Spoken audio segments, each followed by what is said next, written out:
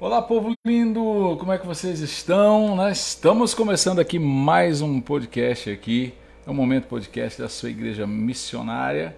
E você está sendo, como é que eu posso dizer assim, conectado conosco através do nosso canal do Facebook. E eu quero cumprimentar o nosso convidado de hoje, que é o Márcio Freitas. Aí, Márcio, tudo bom? Como é que tá? Satisfação, pastor. Tudo jóia? Satisfação é minha, rapaz, de ter você conosco aqui. E muito bom. Eu quero cumprimentar primeiro o pastor aí com a graça e a paz. Amém. E os ouvintes aí também. É isso Com a mesmo. graça e a paz também. O pessoal vai se conectar depois, né, com a gente, né? Exatamente. Os que já estão conectados, os que vão conectar, vão assistir depois. Acho que essa live vai ser gravada. Então vai dar aí pra gente poder visualizar isso depois. E eu poder até compartilhar para os seguidores também do Instagram, para que eles possam ter acesso. Seguidores do Instagram e tudo mais. Muito bom. E assim, só para finalizar, é uma satisfação imensa, pastor, estar aqui contigo cara, e de poder Deus. compartilhar da palavra do Senhor e de tudo mais, e das nossas experiências.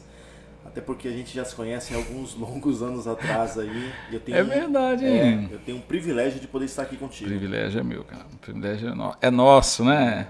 Graças a Deus, que bom, tá? Que bom estar aqui com a gente. E a gente tá junto. Ó, aí, gente, nessa live a gente vai falar de tudo. Vai falar de igreja, religião. A gente só não fala de política, porque já tem tanta gente falando de política. É verdade. Mas a gente pode falar de religião, do nosso dia a dia, da vida. E uma coisa muito legal que o Márcio é muito conhecido por muitos, e eu acho que ele vai avançar muito mais ainda, é na área como é que você poderia se definir hoje na área da educação para concurso público, esse negócio assim? Como é que você se define sobre isso? O segmento que a gente trabalha, além de eu ser servidor público federal, eu atuo também em curso preparatório para concurso público. Então a maioria da galera que me conhece até mais como professor Márcio do que como o policial Márcio, né? Isso mesmo. Então é ajudando aí as pessoas a realizarem seus sonhos de ingressarem aí no serviço público, né? Então isso é interessante, né? Muito, entendeu? Muito interessante. Então é o seguinte, atenção concurseiros, atenção concurseiros, você não pode perder essa live não, que eu vou pedir umas dicas pro Márcio aqui. Ô Márcio, eu vou fazer o seguinte, eu estou acompanhando aqui, cara, e na verdade você é o meu convidado, então tem eu vou dar só uma viradinha na câmera aqui, ó, tá vendo? Tem que pegar mais o convidado do que o apresentador, né? O pastor Tony, agora sim, ficou legal. O pastor Tony, não sei se você chegou a conhecer o pastor Antônio Carlos Ramos, né?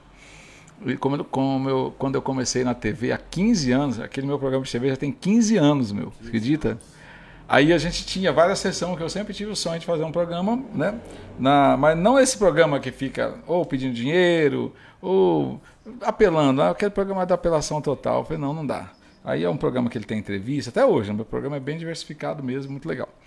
Aí eu fazia, no final sempre tinha entrevista, tinha uma sala com entrevistador e tal. Aí eu ia entrevistar a pessoa, né, era uma entrevista breve e tal, cenário, tudo legal, ao vivo, né. Aí acabava a entrevista, o pastor Tony vinha, ô Josia, você está falando mais do que um entrevistado, você tem que... Aí eu falo, pastor Tony, mas não é que eu falo mais que o entrevistado, é que se o entrevistado não fala, eu tenho que instigar, eu tenho que falar alguma coisa ali, né?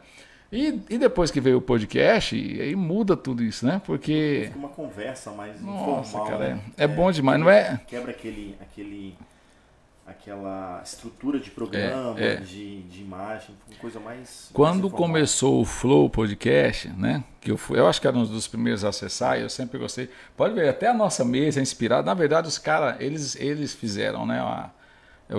Eles criaram, eles evolucionaram, né? Não adianta. Mas é interessante isso aí, que esses dias eu pegando um short deles, e ele falou o seguinte, o pessoal falou assim, não, eu vim aqui, tal. Aí disse que a pessoa chegou assim, cadê o roteiro? Eu quero roteiro. Aí eu falei assim, não, cara, aqui não é televisão. Porque esse que é o diferencial da televisão para um podcast, né? Que as pessoas ainda não entenderam, né? E é engraçado que assim, eu já participei acho, de outros podcasts mais voltados realmente direcionados realmente à preparação de concurso público, acho que eu participei com o Flaviano, que é delegado de polícia, participei com o Juan Castro, que é advogado, inclusive foi até embora. E exatamente é a mesma estrutura. Não tem roteiro, não tem uma atividade formal, assim. É muito informal, é muito uma conversa, né? É isso mesmo. É muito uma conversa. É isso mesmo. O que eu aviso todo mundo que chega aqui, já virou um jargão já, mas não tem problema. O jargão é para isso mesmo. Ontem, não sei se você já viu o Igor Guimarães lá, aquele humorista, né? Já vi. Ele fala assim, cara, até eu assistindo eu tive que aplaudir. Qual que é o jargão dele, né? Ele fala assim, se amar é crime, eu sou traficante, né? Entendeu? Você já viu ele falar isso? Cara, quando ele fala isso, não tem como, você tem que dar risada, porque é a marca dele, tá? Eu tô criando um jargão aqui que é o seguinte, eu nunca esqueço disso, eu falei pra minha mulher, a gente conversa muito, sempre a gente dinamiza muito, e eu sou um viciado em podcast, entendendo? De tudo que você imaginar, né? De tudo. E eu gosto muito de tudo mesmo. E até que, enfim, tem muito podcast cristão muito bom. E interessante, no meu programa de TV, na Rede TV, que é todo dia, de segunda a sexta, sim, ele tem 4 quadros. Ele tem o clipe musical, ele tem o momento missionário, ele tem a pregação da palavra e ele tem um negócio chamado Momento Podcast. Que eu pego cortes de podcasts e eu faço um corte especial de 3 minutos para rodar ali no programa de TV, entendendo? Produtinhos ali, pastel, não sei o que, pão, entendeu? Então sempre tem a receita. A pastora Josi, voltada para as mulheres do programa, tem a receita. E aí tem os cortes de podcast todo dia. Então eu tenho que assistir muito podcast para mim selecionar, para me fazer a thumbnail legal, para me fazer aquela frase que vai fazer o efeito e tal. Mas eu nunca vou esquecer o seguinte, eu falei, Josi, esse negócio vai dar merda, esse negócio vai dar BO, você aguarde. 3 palavras que os caras no podcast não podem falar. E lembra-se disso, ó, Gabriel Monteiro acabou com a vida dele, literalmente. Acabou com, né? Lembra o Gabriel? Sim. O da Cunha. O da Cunha. Esses dias eu vi do pastor Rodrigo Silva, de outros assim. Mas funciona assim. Eles criaram um podcast, a gente aqui está bebendo água. Aí os caras começam a fumar, droga ilícita ou ilícita, beber e tal. Aí tem 3 frases que os caras falam, que aí muitas vezes acaba com a carreira deles, acaba com a vida, acaba com a família, acaba com o emprego, porque na empolgação, porque é um bate-papo, né, não tem roteiro. Sim. Então, 3 palavras que os caras falam que eles se prejudicam muito no final. A primeira palavra é a seguinte, eu nunca falei pra ninguém, vou falar isso aqui agora. Eu nunca falei pra ninguém. Na empolgação, o cara falou, nunca falei pra... Aí o cara tá vendo lá, né? 100 mil, 200 mil, 1 milhão de pessoas assistindo, né? O cara fica louco, cara. Não, eu nunca falei pra ninguém, vou falar aqui. O que? Quer instigar o cara. Quer que o cara fale o que quiser, entendeu? A responsabilidade depois, ele que arque com a responsabilidade. Então, essa é a primeira coisa. A segunda coisa é o seguinte, cara, eu tenho um negócio aqui na garganta aqui pra falar, mas eu nunca tive coragem de falar pra ninguém, entendeu? Pode saber que, né? Que vai, né? E no final é também quando a pessoa fala assim, olha, eu não sei o que os outros pensam, mas eu penso dessa forma, entendendo? Então são 3 frases que muitas vezes, dependendo do assunto, dependendo do contexto, né?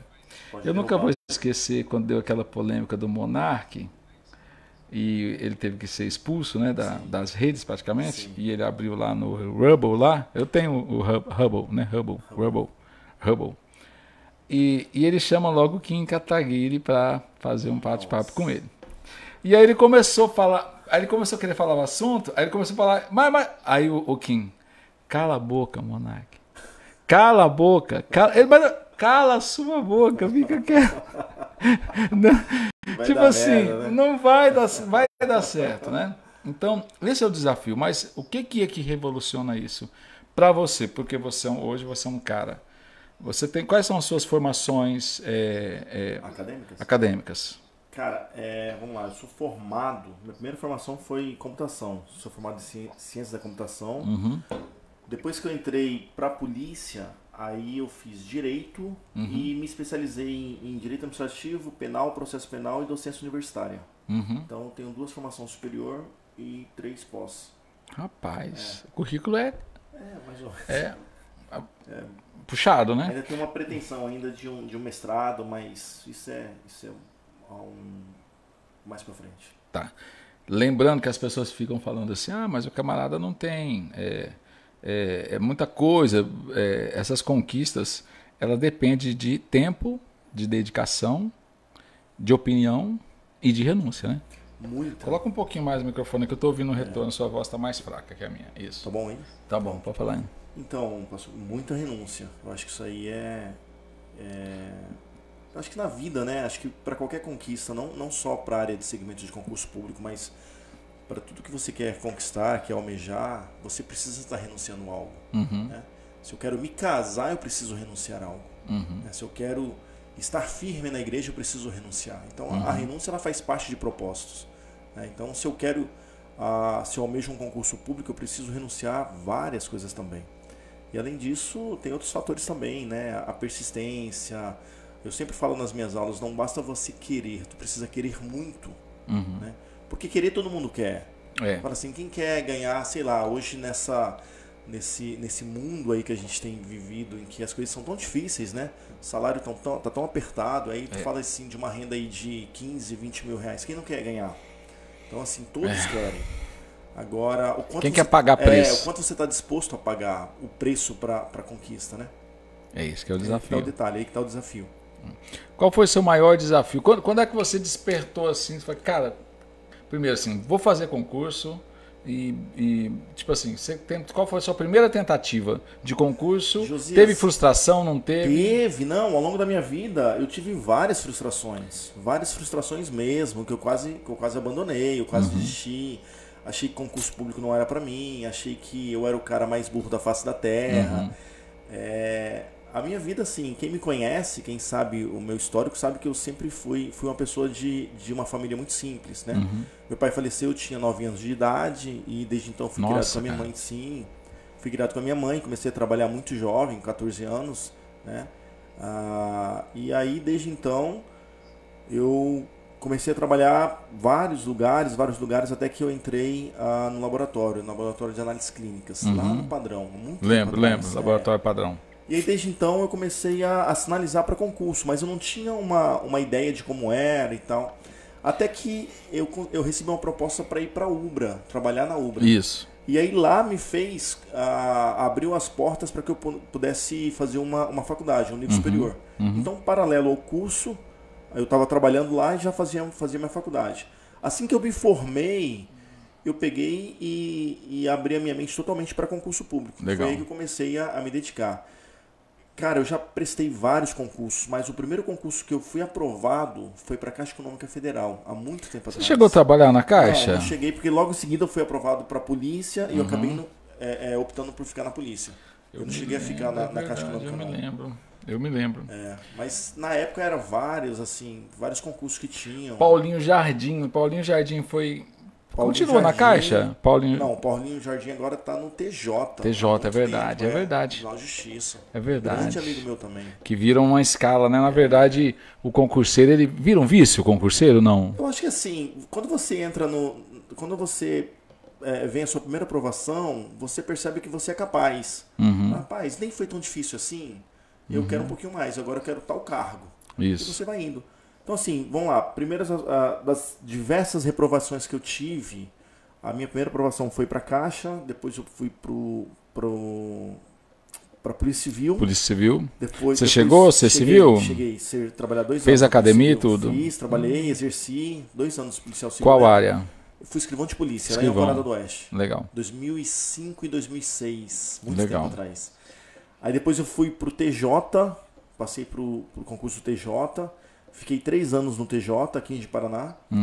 Aí logo em seguida eu fui pro IFRO e fiquei assim, de imediato já fui pra Polícia Rodoviária. PRF. Pra PRF. Então hoje você é PRF. Há 13 anos. Há 13 anos já. Tá, eu tô com 48. Eu tento, eu só tô não tem, mas inclusive eu volto agora a fazer propaganda e marketing e agora eu vou fazer jornalismo, entendendo? Eu amo, você sabe que eu amo esse negócio aí, quantos anos isso? Quero fazer jornalismo já, começa agora de novo. Agora vou ser jornalista de, como é que fala? Eu já tenho, o menino já me procurou. Né? É que o menino falou, pastor, você tem como já conseguir, porque, na verdade, eu tenho provas que eu trabalho com radiocomunicação desde os 13 anos. Eu sei quando disso. era o programinha da Tia Penha na Rádio Alvorada, né? Entendeu? Conheço e aí, aí o que acontece? Aí o pessoal falou, não, agora quer saber uma coisa, eu vou tirar o meu diploma de jornalista mesmo, né? Mas tudo bem, um cara com 48 anos hoje para fazer um concurso público seria em qual área? Só para entender, para a turma, porque o pessoal diz que a velha arada é que fica no Facebook, entendeu? Né? Apesar que, ó, gente, você que vai acessar a gente aí, você tá só parando e compartilha, dá um joinha, deixa um comentário aí, tá joia? E depois vai estar também no YouTube também esse nosso podcast, tá bom? Vamos lá. Mas olha só... Tô com 48, 48, tá? E aí? Eu tô com 44. Tá. Então, assim, eu costumo dizer que só não tem jeito pra morte. Depois que morreu, aí já era. Agora, enquanto você tá vivo... eu até postei. Então, tipo assim, para concurso público. Com certeza, não tem idade, vamos dizer assim. É claro que existe alguns cargos. Tem um cargo que você não vai. Não vai mais. Isso sim. Mas, por exemplo, a área de segurança pública, Polícia Federal e Polícia Rodoviária Federal não tem idade. Legal. Não tem idade. A gente teve, há umas 2 turmas atrás, uma mulher de 61 anos que foi aprovada e chegou a trabalhar com a gente uma época. Ela trabalhou um tempinho, depois ela foi embora para o Mato Grosso. Legal. Então, assim, desde que você consiga preencher aí todas as etapas do concurso, a etapa da aptidão física, os exames médicos e tal, e seja aprovado, não tem idade para entrar não no segmento público não. Legal. E aí fora as atividades policiais tem outros cargos também, Sim. né? Os cargos de banco, Tribunal de Justiça, áreas fiscais, não tem idade para isso. Legal. Interessante isso aí. Sim, entendeu? Vale a pena sim para as pessoas que ainda não querem. Eu ainda estudo para concurso. Eu ainda tenho um sonho ainda que eu quero realizar. E se Deus quiser eu vou realizar. Maravilha. Hoje você atua, isso que eu falo, na verdade hoje você, querendo ou não, você é um funcionário público, né, do alto escalão, e você também atua. Eu acho, cara, honestamente, eu acho que isso é a coisa mais honrada que tem. É você, tipo assim, você não quer só para você. Quando você decide passar a sua experiência para os outros, eu acho que isso é o mais fantástico. É a mesma coisa um exemplo aqui, eu fui curado de câncer, eu tive um grande milagre na minha vida, né? Um exemplo aqui, né? E aí eu fui curado, eu tive esse milagre, eu tive essa conquista, e o que eu faço? Eu só não, o resto é que se exploda para lá, eu não quero, né? Você fez o contrário, você teria todo o motivo do mundo, falou, cara, eu vou cuidar da minha vida, ninguém tem nada a ver com isso, eu quero viver. Não, mas você não, você criou uma força dentro de você, assim, eu quero passar essa minha experiência para que os outros também alcancem aquilo que eu alcancei. Isso é nobre. É nobre. É nobre. A área do ensino é algo muito satisfatório. E eu sempre falo uma coisa, que a nossa vida, pastor Josias, a gente tem um legado que a gente escreve. E a gente precisa deixar esse legado. E eu acho que o sentido da vida que a gente precisa entender é o seguinte: você precisa, de uma certa forma, contribuir para que você consiga ajudar o seu próximo, consiga ajudar alguém. O que você está fazendo para você ajudar alguém? Você, no ofício aí da sua missão como pastor, né, nos seus ensinos, então você contribui para isso. E eu pensei assim, puxa, o que eu posso contribuir? E eu gosto muito dessa atividade de ensino. Legal. Eu sou apaixonado pela atividade policial, mas assim, eu vou ser bem sério para você, eu acho que por eu poder transmitir conhecimento, isso traz para mim uma satisfação muito maior. Então, assim, eu sou muito feliz em poder contribuir, porque quando você está em sala de aula, as pessoas estão lá, elas têm um sonho, então você começa a trabalhar com o sonho das pessoas. Elas te olham, é diferente, por exemplo, eu já dei aula em uma universidade. As pessoas estão nem ligando, elas estão lá, elas querem só o certificado, querem só o diploma. Agora, em sala de aula de curso preparatório para concurso, não. Primeiro que eles te espelham, eles veem você como um objetivo, um foco, que eles querem também estar lá, onde você já está. Então, assim, você é referência. E você ser referência para as pessoas é muito bom. Então, eu gosto muito disso, de poder ensinar, de poder falar assim, cara, você é capaz. Sabe assim, por mais limitado que a gente seja, a gente pega tantos alunos aí que, poxa, tem uma vida tão corrida, é família, é filhos, é trabalho. Então, assim, quase não te sobra tempo. Eu chegar e falar para ele, olha, você é capaz, você vai conseguir. E quando essa pessoa consegue, ela me manda uma mensagem, me liga. Às vezes quando passa, aí professor, passei e tal. Nossa, isso para mim, assim, não tem preço. Não tem preço. Saber que a gente pôde contribuir para a realização de sonhos das pessoas. Eu tenho uma cena na minha memória até hoje. Esse cara já partiu já, ele chamava... Ele chamava Marcos Paixão. E deu um ataque fulminante nele na época. Um jovem esportista, policial militar aqui de Jipa. Não sei se você conheceu ele. Marcos Paixão. Chamava-se Marcos Paixão. Não. E eu fui padrinho de casamento dele e tudo, e eu era pastor dele na época. Você imagina isso aí há 15 anos atrás, 20 anos atrás. E ele passou na polícia militar, ele passou na polícia, né, militar, e foi a formatura, eu fui lá na formatura dele.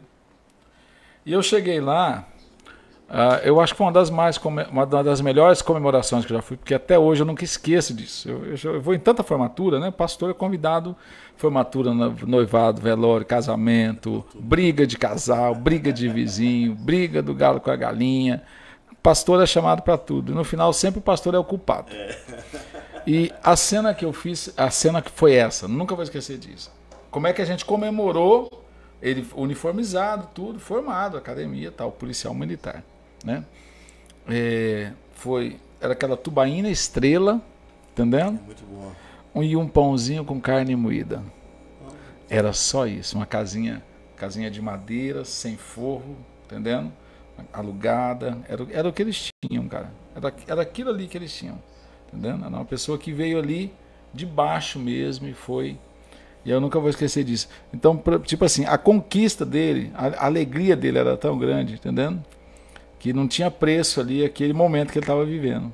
Mas o ato da comemoração era somente isso. A tubaína estrela, o pãozinho com carne. E só. E outra, só nós mesmos, as famílias, e a família dele. Eu lembro da mãe dele, também o pai dele já não estava. Mas ele, a mãe e a esposa e o filhinho, né? Só isso. E eu estava ali como pastor dele, amigo dele, comemorando aquele momento, né? Então eu acho que isso é interessante. Parece que as pessoas não conseguem entender, igual você. Você vai, porque o aluno que você está cuidando, igual eu, a pessoa que eu cuido, que eu vejo, e eu vejo essa pessoa evoluir, e se eu soube que eu pude ser, de alguma maneira, uma ponte para essa pessoa chegar lá, vai fazer a diferença. Então eu imagino quantas centenas de vezes você já teve esse sentimento. O seu legado, a sua Qual história, que foi? Você lembra de uma história marcante assim? Vou te contar a minha última história agora. Minha última história que aconteceu sábado passado. Uhum. Sábado passado eu estava de plantão, e aí tava eu mais 2 amigos de plantão, e aí de repente o telefone toca lá na polícia. Era o pai de um garoto pedindo que nós pudéssemos ir lá à noite, porque seria aniversário dele, do menino, e o menino é apaixonado pela Polícia Rodoviária Federal, ele vibra, ele tem tudo da Polícia Rodoviária Federal, inclusive o tema da festa era de Polícia Rodoviária Federal, e ele queria que a gente estivesse lá. Aí eu perguntei pro rapaz que atendeu a ligação, falei assim, pergunta pra ele qual a idade do menino. Ele tá fazendo 18 anos. Falei assim, 18 anos? Beleza, né? Não, então, tipo assim, pode realizar esse sonho. Mas deixa eu contar, quando deu a noite a gente foi lá. Josias, que a gente chegou lá, o pai tava lá desesperado lá fora, porque era surpresa. Ele tava lá uma esquina antes, e a gente chegou de viatura, ele falou assim, hein, tem como vocês já chegarem com o giro ligado, intermitente ligado pra, entendeu? Pra fazer essa... Eu falei assim, tem, né? E a gente tava de fuzil, tava todo já paramentado já pra nossa atividade normal, né? Porque a gente entrou, Josias, aí eu comecei a analisar exatamente todo um contexto. Porque eu consigo, assim, trazer, ver assim, o que eu consigo observar de experiência para agregar na minha vida. Quando nós entramos a casa, era uma casa bem simples. Sabe assim, mas muito simples. A mesinha simples, umas bexigas escrito PRF, um bolinho amarelo e azul. Aquele menino, quando viu a gente, parecia que era a coisa mais... A gente era extraterrestre, ele era a coisa mais importante do mundo. Sabe assim, ele não conseguia parar de olhar pra gente, tirou altas fotos e com fuzil encostado e abraçado e tal. E assim, ele começou a contar a história dele. Aos 18 anos ele já estava fazendo faculdade, e ele falou assim, Márcio, meu maior sonho é ser policial. Então agora tem então, tudo, assim, tem tudo. Então o que eu pude ver com isso? Eu falei assim, caramba, velho, por mais simples, porque às vezes você olha no seu dia a dia, você se sente assim tão ninguém, pequeno, né? tão ninguém, né? Então, meu Verdade. Deus. E de repente você olha e fala assim, caramba, o cara tá se espelhando em mim. Então assim, eu sou referência pra esse garoto. Aí ele já me adicionou no Instagram, e olha assim, pasme, Ele é da minha igreja, da igreja que eu congrego, lá da Central, da Assembleia da Central. Eu nunca nem tinha visto o menino. Aí ele me adicionou no Instagram, começou a me seguir no Instagram. Aí no domingo, eu acabei indo na igreja da minha irmã, domingo passado, e não fui na Central, né? Na segunda-feira ele me mandou mensagem. Professor, eu senti falta do senhor na igreja domingo. Pronto, já criou um fã, então, um admirador. Falei assim, olha só, a gente vira referência. Então isso que é o legal. Não importa o que você faz, não importa onde você esteja, o que você faz no seu dia a dia. Importante que você saiba que você sempre é referência para alguém. Alguém está te espelhando, alguém está olhando para você. Então você é a referência de uma pessoa. É verdade. É verdade. Então, assim, é um desafio para nós. Tem horas que a gente só não pode... eu sei que é complicado, que cada um de nós temos nossos traumas, né? Mas se a gente conseguisse filtrar isso para isso não nos afetar, né? Você não pode seria tão bom, né? uma massagem para o seu ego, de forma alguma. Se a gente tomar... Então, mas o que eu estou falando nos dois lados, né? Um é a pessoa ser afetado nisso, né? Não do ego, é da gente se sentir assim, poxa... eu preciso melhorar mais para mim ser exemplo, da gente começar a cobrar mais da gente mesmo. Então esse que é o desafio, que a gente não pode viver isso aí, senão aí a gente entra numa paranoia. Você falando sobre a questão de policial, eu tenho dificuldade seguinte, e PRF, qualquer, policial civil não, mas principalmente o que exige uniforme, eu tenho dificuldade, por exemplo, eu acho que eu não reconheceria você de uniforme, entendendo? Porque você está falando... quando você veste o uniforme, a pessoa, né, o civil, o policial militar, tal, fica diferente, né? Fica diferente. Ele se caracteriza, né? Descaracteriza totalmente, como né? o filme do Superman, né? Exatamente, parece que não, mas muda, né? Então a gente não consegue. Então, e isso é sério. Até a forma de responsabilidade, por exemplo, o cara que chega em você lá na igreja e dá um abraço, não é o mesmo cara que pode chegar que você está em trabalho, chegar lá informalmente, cara, tal. E você vai ter que manter a postura, você vai ter que ser sério, você vai ter que ser firme ali, você tem que ficar atento. Você está exercendo a sua atividade, você representa a figura do Estado, né? Então não é o pastor Josias, aliás, não é o Josias, é como você na igreja, não isso é o mesmo. Josias a pessoa, é o pastor Josias. Chega ali, então, diferente. Assim, é uma referência, e na atividade policial, no serviço público em si é a mesma coisa. Você representa a figura do Estado naquele momento ali. Entendeu? Então, deixa eu mandar um abraço aqui. Pessoal, tem 4 pessoas com a gente, né? Manda um recadinho que a gente manda um abraço aqui. O Alexandre da Daiane mandou paz aqui pra gente, né? Alexandre Jardson. E não sei quem mais aqui, mas aí, deixa um comentário aí, pessoal. E compartilha essa live aí, tá joia? Que a gente vai continuar aí conversando mais um pouquinho, né? Na verdade também, o que está acontecendo? Eu lembro que quando a gente veio a pandemia, né? Nossos canais bombavam e as pessoas também bombavam porque era pessoa, né? Tudo. E aí fugiu um pouquinho. E hoje o pessoal está no TikTok, muito. A gente está no TikTok também. A minha igreja tá. Eu também tenho um canal meu no TikTok, tá bem pra caramba. Eu tive vídeos aí com 1 milhão de visualização no meu TikTok. E nada é fácil, né? Tipo assim, tudo que é porcaria parece que bomba mais, você sabe disso. Coisa boa é mais difícil. Mas nós estamos com esse problema igual o pessoal. Tem 4 pessoas, 5 pessoas e tal. Mas o que é que nós estamos com problema hoje? Inclusive eu estou imaginando como é que vocês que estão nessa área de ensino, né, estão trabalhando com isso. É como se as pessoas não conseguem ficar mais assim 5 minutos. O podcast é interessante por isso, porque se o papo for interessante, a pessoa vai ficando e segura ali. Mas você pode ver que as pessoas não conseguem. Elas ficam assim, ó, entendeu? Jovem, adolescente, criança, velho. A gente está vivendo, né, uma fase em que as pessoas elas são muito imediatistas, né? Elas não conseguem parar para ouvir algo ou ouvir alguém. É imediato, querem que as coisas aconteçam de forma muito rápida. Então é difícil você ver alguém que realmente tem essa paciência, como você falou, a não sei que realmente seja alguma coisa que chama atenção. E infelizmente, hoje em dia o que chama mais atenção são conteúdos que não servem para nada. Quanto mais assim, vazio, prejudicial, vamos pensar assim. Vazio, quanto mais prejudicial, sem contexto, sem uma dá uma ajeitada no cabelo. Uma referência. É muito cabelo que eu tenho, tá muito cabelo. Eu também tenho bem ralo. Eu te contei uma experiência que eu fiz? Não. Conta. Eu fiz um transplante. Transplante mesmo? Mas como é que é? Tira daqui, põe aqui? Como é que é? Tira exatamente da sua área doadora, lateral e trás, e coloca na frente. Mas você fez aqui mesmo ou fez fora lá? São Paulo. Fiz São Paulo. Eu vou fazer, o pessoal tá pegando no meu pé. Eu falei que eu vou fazer, vou comprar aquela que cola, já pega só cola aqui, ó, já tá bom demais, entendeu?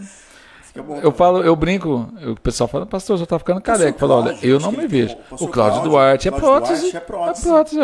É isso mesmo. Exatamente, olha só. É isso mesmo. Né? Não, mas quando ele tira, né? Que aí você vê como fica uma situação, fica bem diferente mesmo. É igual barba, né? Eu usei muita barba. E o ruim é o seguinte, você se acostuma e tira, fica difícil. Eu vi essa cena semana de um pai, que a barba dele era grande, aí ele tirou a barba e foi lá na escola pegar as crianças.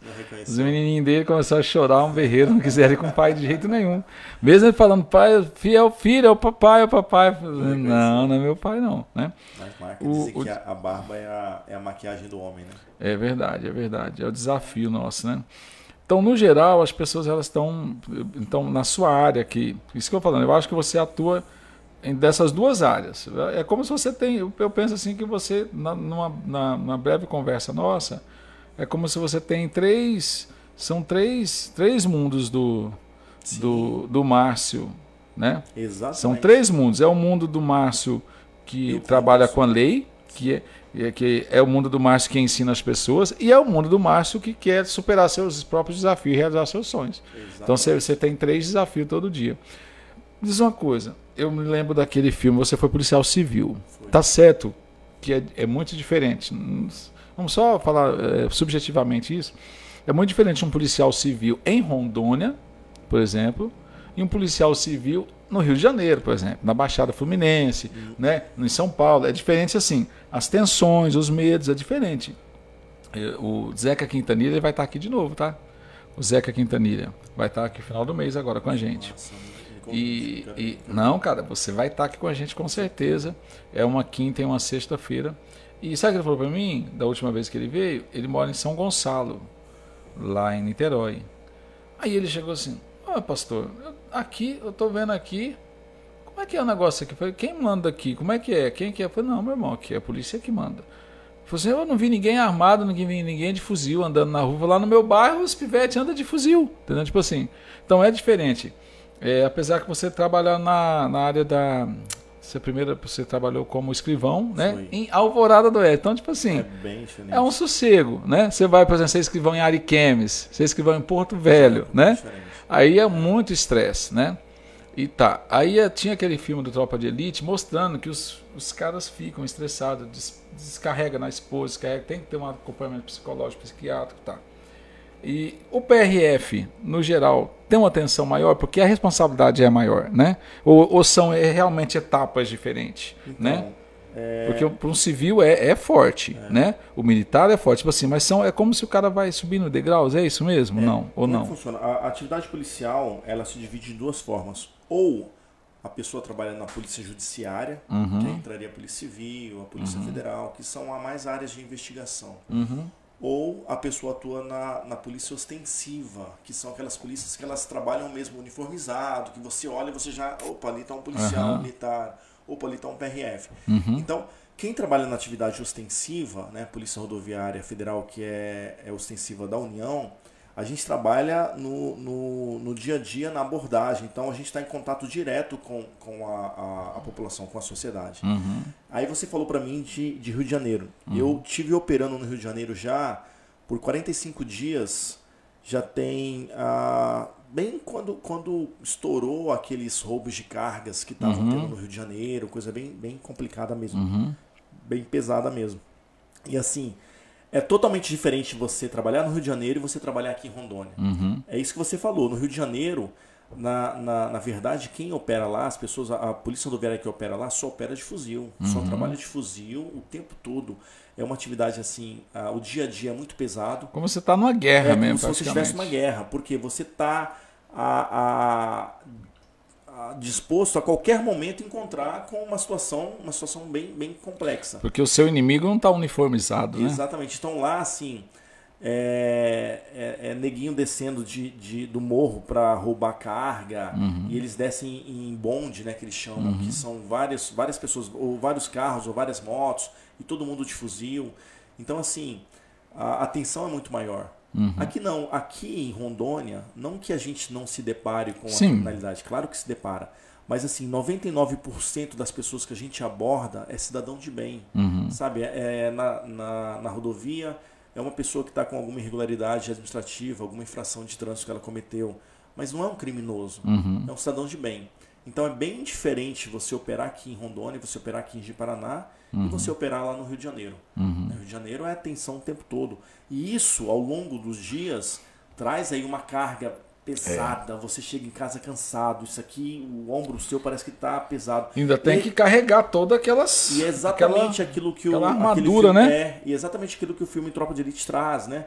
Isso ao longo dos dia a dias, imagina, o cara leva essa tensão para dentro de casa e ele acaba, se ele não tem uma válvula de escape, onde ele jogar toda essa tensão, ele vai descarregar isso em quem? Ou é na família, ou na esposa, nos filhos. Então retrata exatamente a realidade. E o ruim, eu tô falando, o ruim é o bom, né? O ruim é que o salário é o mesmo, né? O salário é o mesmo. O mesmo que ganha aqui com Rondônia no Sossego, ganha lá no Rio. Na verdade, aqui a gente ainda tem um benefício maior aqui. Eu estou falando isso a nível de Polícia Federal, de Polícia da União, que a gente trabalha em área de fronteira. Então a gente tem um adicional a mais por trabalhar na área de fronteira, coisas que quem trabalha no Rio não tem. Não tem. Tem também o viciado, assim, como é que eu poderia dizer? O viciado em trabalho, é tipo assim, ele vai ao policial que fala assim, não, eu não quero, eu quero ir pra frente, eu quero prender bandido, eu quero... Tem esses caras doidos mesmo? Tipo assim, em qualquer lugar vai tem, ter. Né? Em qualquer lugar tem. Em qualquer atividade tem a pessoa que ela é o vibrador. Ele né? quer viver aquela emoção o tempo todo e ele fala, não, eu tenho que prender bandido, eu tenho... Mas isso é bom. Mas ainda bem que existem essas pessoas, porque isso traz aí uma...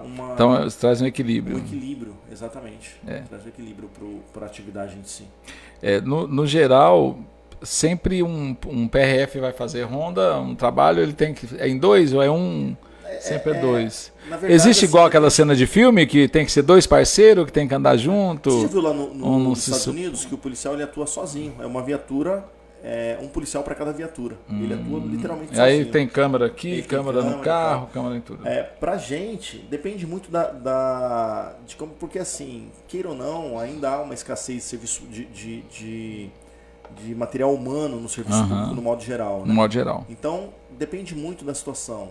Às vezes a gente está operando em 4 na viatura, às vezes em várias outras, em mais de uma viatura, às vezes em 3. Então depende muito de como está a demanda, de como está exatamente a escala do plantão. Legal. Falando um pouquinho aqui de leis, né? Da ordem pública no geral, ainda, né? Ainda a PRF é uma estrutura, é uma instituição de alta confiabilidade da população, né? A população confia. Era igual o Correio, já confiaram mais no Correio. Hoje ninguém confia mais no Correio, né? Entendendo? Lembra que o Correio era uma das empresas? Sim. Então o Exército com esse negócio caiu bastante a coisa, mas a PRF e a Polícia Federal mantém, né, como um alto grau de confiança. A PRF ela tem crescido muito a sua imagem de alguns anos para cá, de uns 10 anos para cá em especial. Né? A gente hoje tem sido referência em várias... O povo confia, né, num PRF, é interessante. Então, assim, é legal isso. A gente vê aqui na cidade, a gente mora numa cidade extremamente pequena, nível de Brasil, estou dizendo. Né? Então você sai no seu dia a dia trabalhando, a gente vê assim que as pessoas elas têm essa admiração, têm esse respeito pela polícia, e isso é bom. Sabe? Acho que isso é saudável para a população, para a sociedade no modo geral. Você vê referência aí em um policial, não estou dizendo somente na PRF, no policial no modo geral. No geral. Um policial militar, é verdade. Um policial federal, você olhar e ver com orgulho, né? Poder tirar uma foto com o cara, poxa, que bacana, né? É uma atividade de mérito isso. Isso é legal. Né? Porque na maioria das vezes, né, quando... desculpa falar, mas quando deu merda na sua casa, tipo, assaltaram a sua casa, para quem você vai Aí vai chamar quem? É para a polícia. Né? É verdade. Quem é que vai te socorrer de imediato? Você acabou de ser assaltado ali na esquina. Você vai para onde? Para quem tu vai ligar? Então é para a polícia. Então isso é importante que a gente tenha essa visão, né? Saber que o policial, no modo geral, ele é sim um ser humano, ele é sim uma pessoa e merece respeito. Quer ver uma coisa legal que acontece muito aqui em Rondônia, que isso é interessante, eu falando como pastor. Se você pega hoje um PRF, na maioria das vezes é evangélico. Vai no policial militar, é evangélico. Vai no policial civil, é evangélico. Tipo assim, no geral, falando agora sobre o evangelho, você trouxe até a Bíblia aí, né? Você vai usar essa Bíblia, pega ela aí que você vai usar ela, não vai deixar ela aí, não. Vamos falar a verdade aqui. A gente sabe essa evolução, que antes a gente era discriminado, né? O evangélico, ele tinha uma coisa. Hoje não, há quase que uma harmonia, né? Agora tá havendo uma perseguição ao contrário, né? O pessoal fala, você perseguindo as matrizes africanas, tipo assim, já está começando a inverter o negócio, né? Mas até esse ponto ainda, e faz parte, é bíblico também, eu acho que a gente vai passar por esse alto e baixo mesmo, não sei se a gente vai viver isso aí, mas no geral, hoje, o evangelho chegou em todo lugar, né? A polícia militar, eles cantam hinos, eles oram. Eu já vi policial militar expulsando demônio, né? Vai atender uma ocorrência, expulsa o demônio da pessoa, né? A PRF também, né? Tem muito, apesar que ainda, por isso que eu estou falando, conforme um escalão social, né? Conforme o escalão social vai, né? Policial federal, policial... Porque funciona assim, não é o que se coloca num concurso, é a sua capacidade humana, intelectual para você fazer, não é a sua capacidade religiosa. Jamais. Né? Jamais, e isso aí é legal por isso. Então, assim, isso ajudou muito também a valorizar, né? Porque uma pessoa que ela tem a palavra de Deus e Deus como referência, entendendo? Ela vai somar, né? Ela vai ser. E aí eu creio, cara, nessa proteção divina mesmo, entendendo? Nessa coisa de Deus que protege, entendendo? Honestamente, o que um policial passa, o risco que o policial passa, muitas vezes só eles podem contar um para os outros assim, os livramentos, e o cara fala assim, cara, foi Deus. Eu creio assim, isso aí eu tenho desde há 18 anos atrás. A Josiane estava grávida da Letícia. Eu fui colocar a moto na igreja na quinta-feira, fui colocar a Josi na moto, um cara colocou um revólver na minha cabeça e fez eu descer da moto e levou a moto embora. No meio de 15 pessoas. Aquela época que a moto, tipo assim, os caras não tinham vergonha.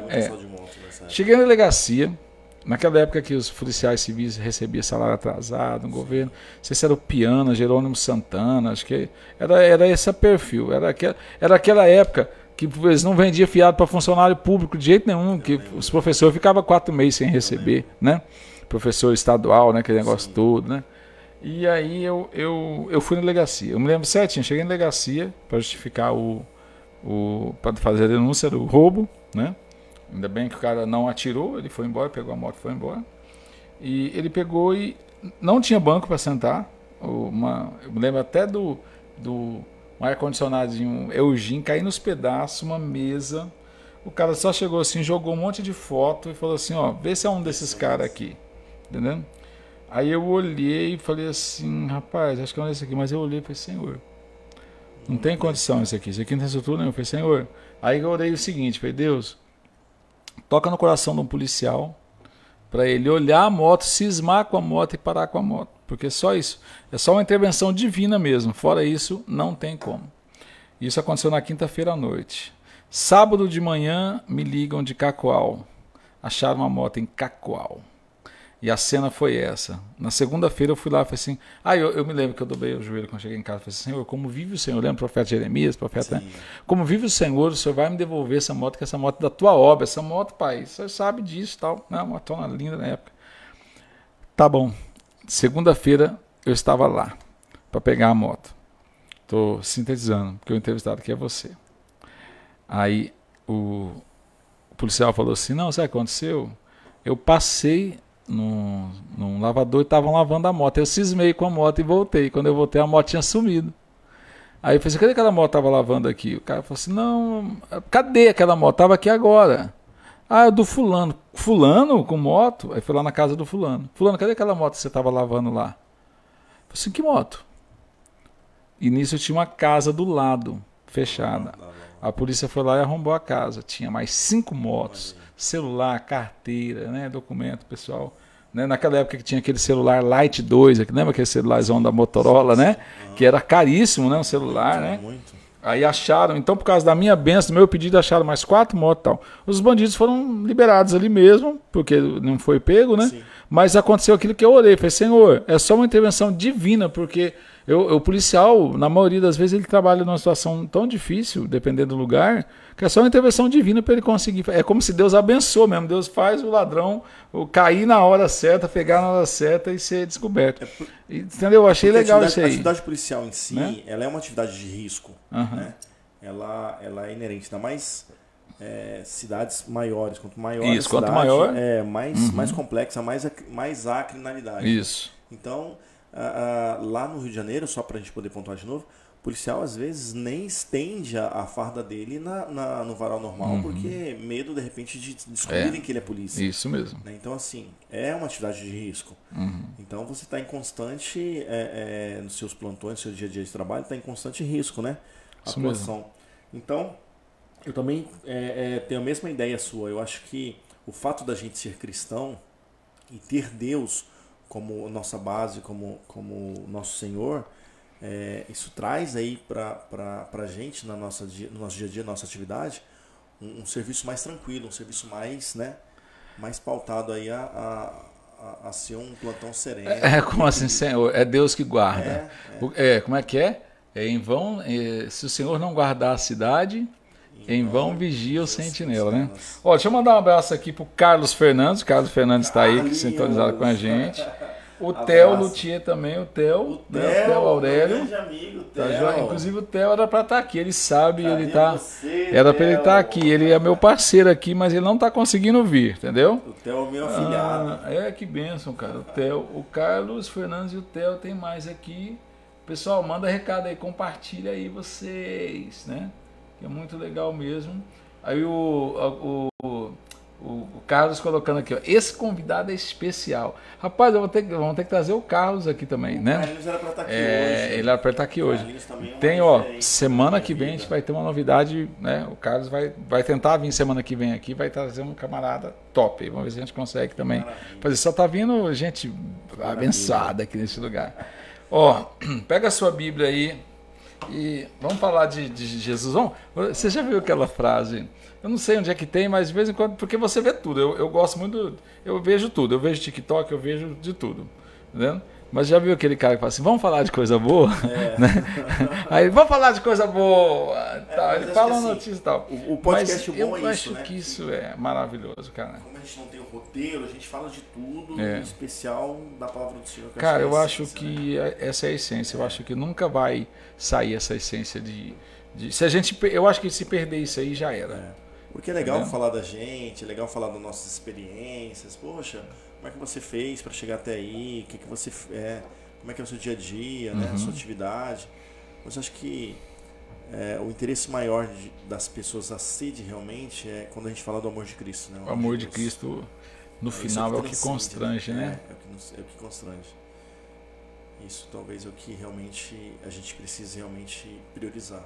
Talvez não, com certeza. Eu vi uma palavra do Luiz Hermínio, que falou assim, bem-aventurados pacificadores, porque eles verão a Deus, né? E o Luiz Hermínio falou assim, onde é que estão os ditadores? Onde é que estão os grandes homens? Cadê? As ditaduras e tudo, cadê? Já foi. Sim. Assim, e a palavra de Deus? E a mensagem de Jesus? Permanece. Então, essa palavra aí, é isso aí mesmo, mexe com a gente mesmo, assim. É coisa tremenda, tá, né? Assim, fica tão ligado a essas situações do dia a dia, essas complexidades de política, de problemas, e aí cria assim esses medos do que pode acontecer. E é a palavra do Senhor que nos conforta, né? Ela nos conforta, cara. Exatamente, tudo tá nas mãos do Senhor e nada foge do controle do Senhor. Fale o que quiser, tem um segredo nesse trem aí, né, meu? Tem um negócio doido aí nessa Bíblia, né? Na palavra, é um negócio assim surreal, né? Muito. É o que realmente transforma, né? Que nos transforma. Você vê assim pessoas que tinham vidas tão caóticas, né? Tão voltadas a coisas ruins, né? E você vê, de repente, lá ministrando a palavra do Senhor lá na frente do púlpito, fala assim, cara, que é isso? Que droga que esse cara, né, usou. E realmente é transformador.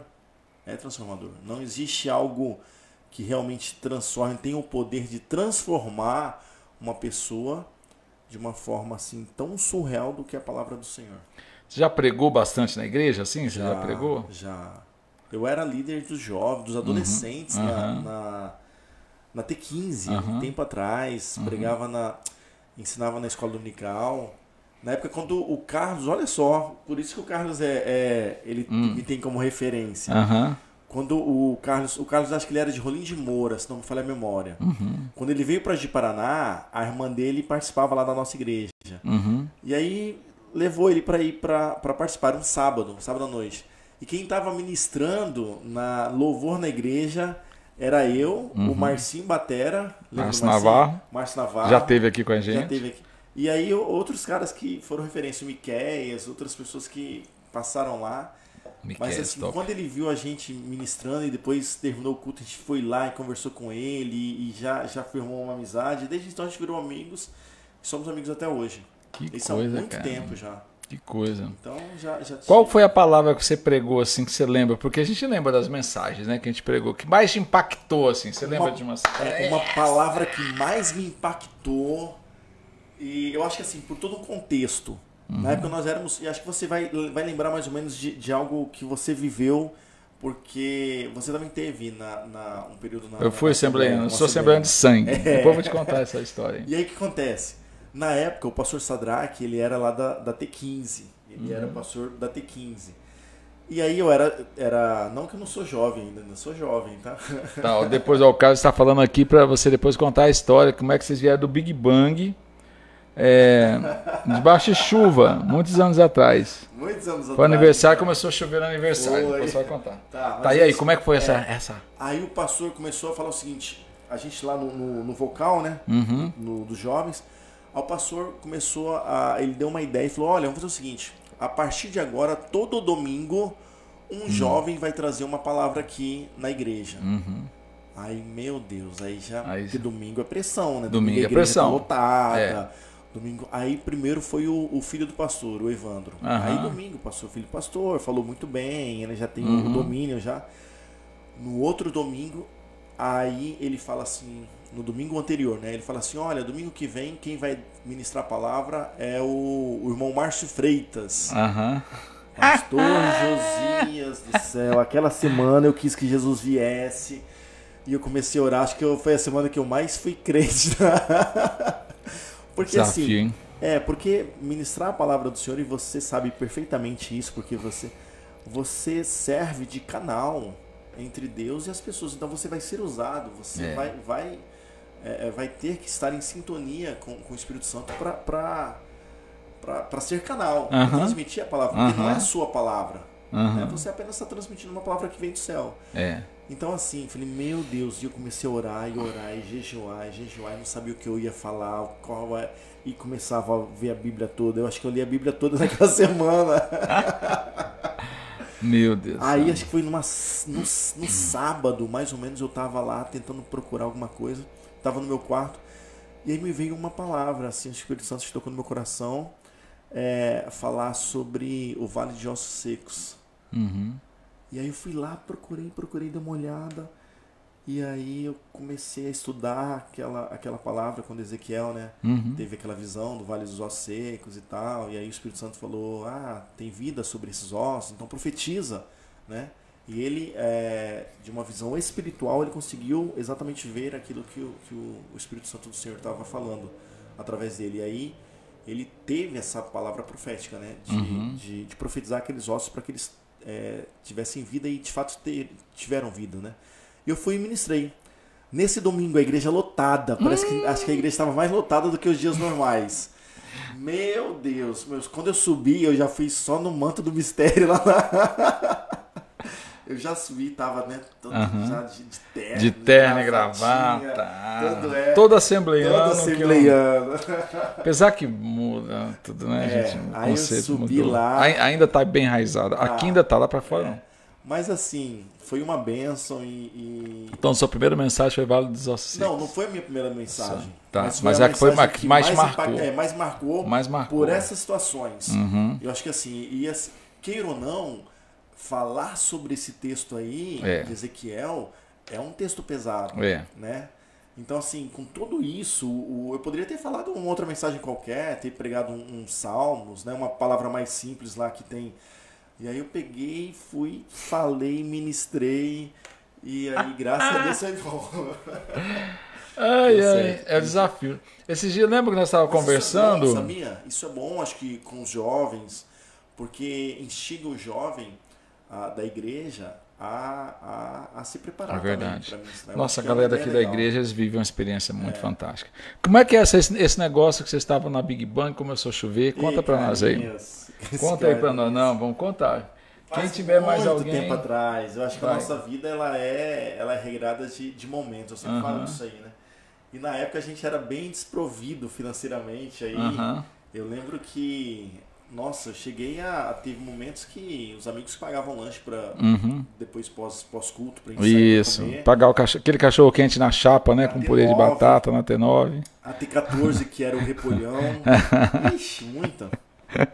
Teve uma vez que terminou o culto, aí eu não me lembro se era aniversário. Não fala a memória, o Carlinhos vai poder Ele falou que era um aniversário. Era aniversário da esposa dele? Da Emily? Não, ele falou assim, Pepe vai contar que viemos de chuva, debaixo de chuva do Big Bang, muitos anos atrás. Era aniversário de uma Fomos menina. no aniversário e começou a chover.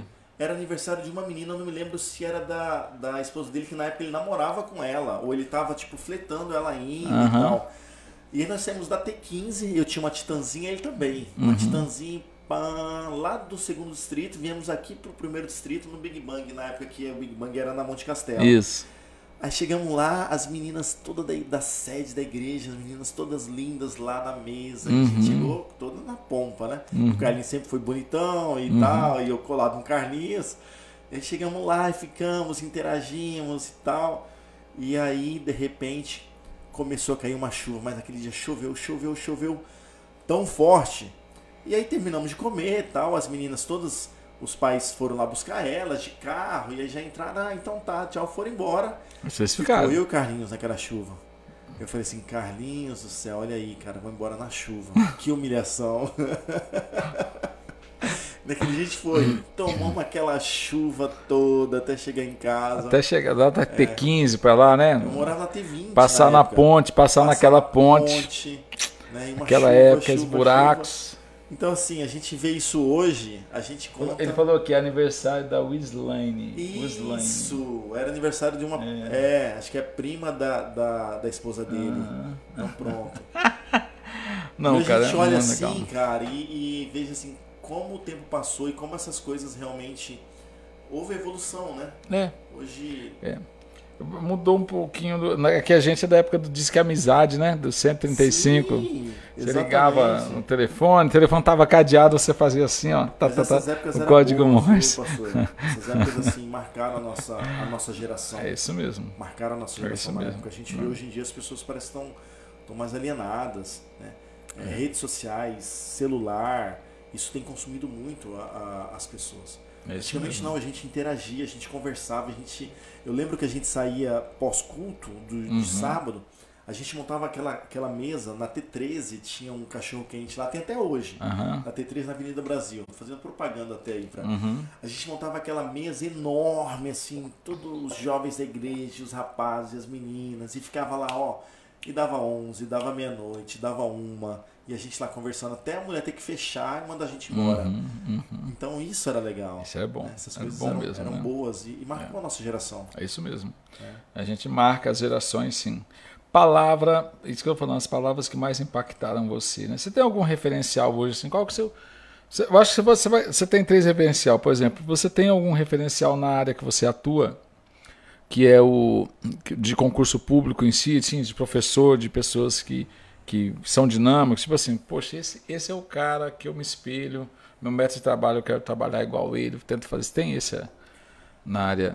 Olha só, eu tenho uma referência que na verdade nem é o cara, é um grande amigo meu, que ele conseguiu chegar onde eu almejo chegar. E assim, eu conheço a história dele, eu vivenciei junto com ele a história. Legal. A gente chegou a estudar junto para esse concurso. Infelizmente para mim não deu nessa época, né? Tive lá os meus percalços, eu não consegui e ele conseguiu. Mas ele trilhou um caminho assim bem árduo também. Né? E hoje ele é delegado federal e é um amigão meu. Inclusive há umas 2 semanas atrás eu estive com ele.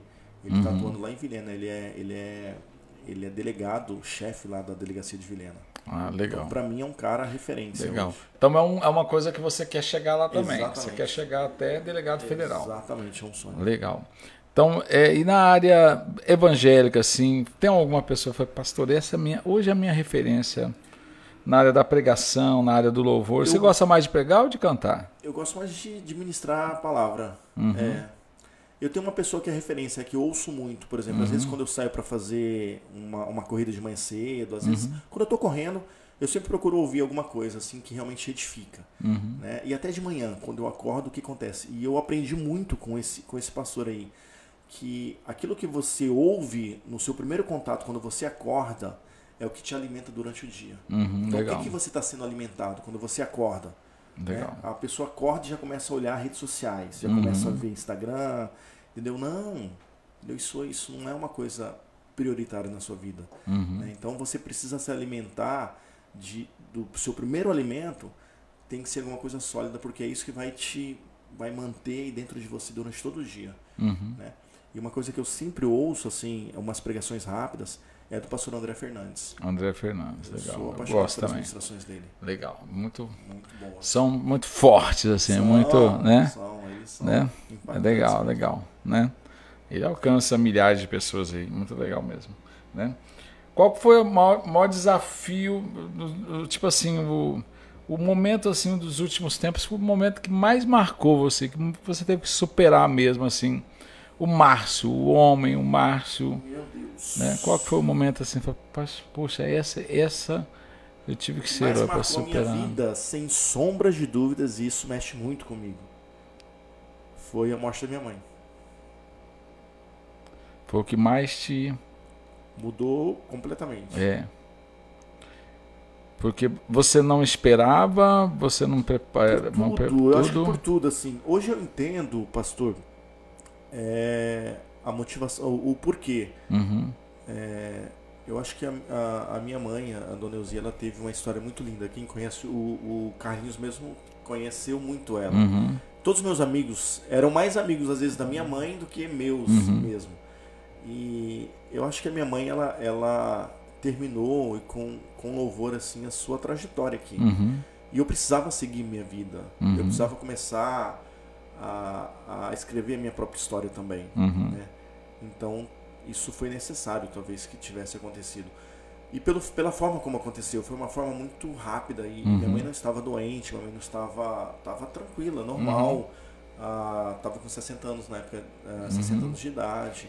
Então, quando tudo aconteceu, em 5 dias, minha mãe adoeceu, foi para o hospital, entrou em coma, ficou 4 dias em coma, e aí na virada do 5º dia ela veio a óbito.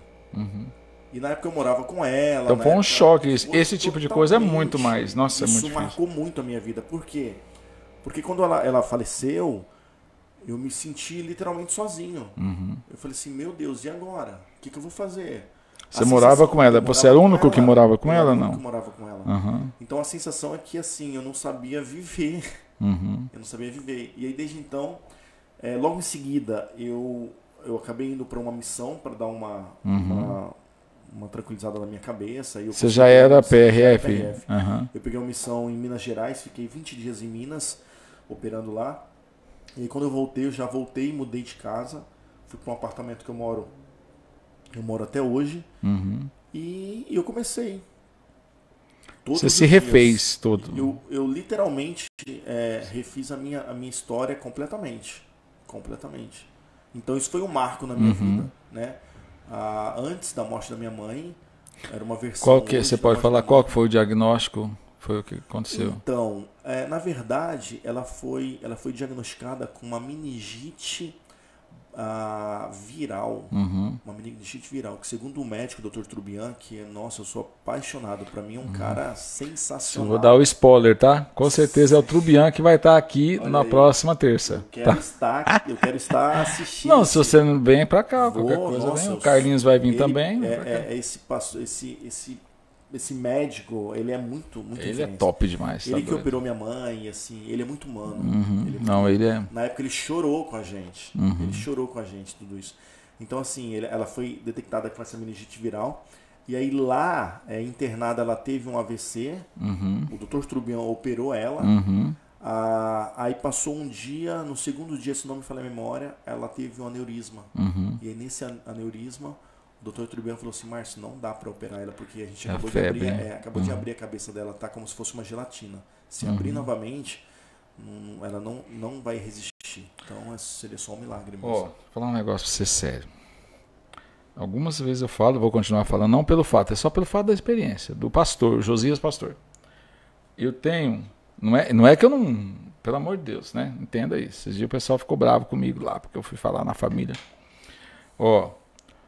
Eu tenho a minha mãe está com 83, minha mãe vai fazer 84 agora, a irmã Nenê. Só que o meu irmão tinha 62 e foi. O outro meu irmão, o Joel, o pai da Joelma, do Ari, né, o pessoal, ele foi agora com 64, tipo assim, veio um ataque fulminante, foi, 64. A minha outra irmã, meu outro irmão também, minha outra irmã tinha 64, 62, 64, tipo assim. Os últimos velórios que eu faço a média de 4 velórios por mês, assim, essa média. A média é essa, tá? 60, 61, 64, 62, a média é essa. A média é essa, entendendo? Depois os que passam de 70, 80, 90, beleza, mas a minha mãe, ela está enterrando os filhos, ela está enterrando os filhos. Né? Então, no geral, o que eu penso é o seguinte, no geral, no âmbito disso é o seguinte, a gente tem, é como se a gente vai ter os nossos dias, a gente está vivendo mais, com certeza. A gente fala, mas isso aqui dá câncer.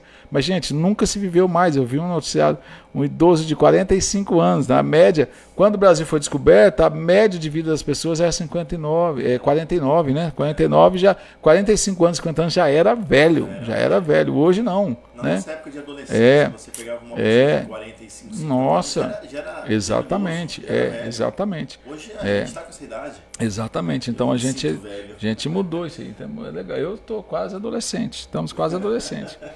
Então acontece isso aí sim. Então, a partir do momento quando a gente se prepara para isso, entende o propósito, né? É fácil? Não. É doloroso? Sim, né? Entende o propósito assim. É igual você falou, já aconteceu cenas assim, falou, o filho tem que liberar, o pai, a mãe, eu vou liberar, porque enquanto o filho está orando ali, a pessoa está ali sofrendo e não consegue entender que é como se Deus fosse assim, minha filha, agora eu quero você para mim, meu filho, quero você para mim, né? Então, esse que é o momento, e aí sim, aí vai aquilo que você falou, quando você entender que cada dia que a gente tem de vida é um presente, entendeu? E isso vai fazer a diferença. Não quer dizer que a dor do sofrimento, a dor da perda, ela é irreparável. A saudade, ela é irreparável. Entendendo? Ela é irreparável. Mas ao mesmo tempo, ela é o quê? Qual que é o consolo que nós temos? Primeiro, que nós cremos em Cristo, nós cremos na ressurreição dos mortos e nós cremos que um dia nós vamos nos encontrar. Entendeu? Mas se a gente ficar fazendo plano, não é, quer dizer, tem que fazer plano, tem que sonhar a cada dia. Mas se a gente fazer plano, eu só vou fazer o plano, vou esperar ficar velho para mim correr atrás dos meus sonhos. Não, vai hoje, né? Vai hoje, chega lá e os mais loucos possíveis, os sonhos mais loucos possíveis que as pessoas vão zoar de você, os projetos, o menininho lá, né, 18 anos, quer ser PRF, corra atrás do seu sonho, né? Vá numa padaria, vá na outra até achar, né? Mas corra atrás daquilo que você sonha, né? E independente da idade. Aí, por isso que eu falei para você que é legal essa questão de, mas eu estou com 50 anos, né? Eu estou com 60 anos, né? Agora, na igreja, a gente tem um problema, que alguns irmãos ficam assim, pastor, mas eu já estou velho já para me envolver na igreja, estou com 40, estou com 50, entendendo? Aí eu uso esse argumento, eu falo assim, mas quando Deus chamou Moisés, ele tinha 80, né? Entendendo? Então você tem que falar, Senhor, eu quero trabalhar até os 80 para o Senhor, né? Eu quero trabalhar, né? Tem alguma coisa assim que você queria fazer, algum sonho? Você quer, por exemplo, algum sonho que você quer realizar? Você quer conhecer Israel? Quer conhecer? Morro de vontade. Morro de vontade. Você conhece? Quantos países você conhece? Você viajou já para quantos? Não, países são poucos, não conheci nada não. Eu tive, no trabalho eu conheci Bolívia aqui do lado, estive trabalhando por Cobija, né? Estive lá. Aí também é paralelo com o Peru, então eu acabei conhecendo. Você foi no Peru? Fui. Legal. Fui lá. E só, acho que de país só esses dois, mas tenho muita vontade de ir para Israel. Tem uma vizinha minha nossa lá de apartamento, minha irmã estava até me falando, que eles estão indo lá, eu acho que é com o pessoal, acho que da PIB. Tem o pessoal da PIB que vai, o pessoal da nossa igreja também de Ribeirão tá indo também. Então assim, acho que um dos grandes sonhos que eu tenho em relação à viagem é isso. É conhecer a Terra Santa. Conhecer. Acho interessante. Que é marcante. Acho que é uma experiência que marca mesmo, assim. Pra gente que tem essa base cristã, né? Essa base do evangelho, acho que isso marca mesmo. Eu tenho uma história do pastor João de Souza, inclusive nos meus projetos pessoais, e por isso que eu estou falando, porque foi um projeto que Deus vai dar graça para eu conseguir. Eu tenho 2 viagens.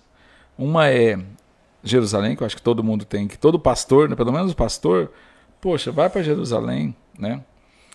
Vou, já agradeço a Deus todos os dias, Senhor, porque o Senhor vai abrir todas as portas, vou com a minha digníssima, se Deus quiser. Sim, vai dar certo. Mas eu tenho uma frase do pastor João A. de Souza Filho.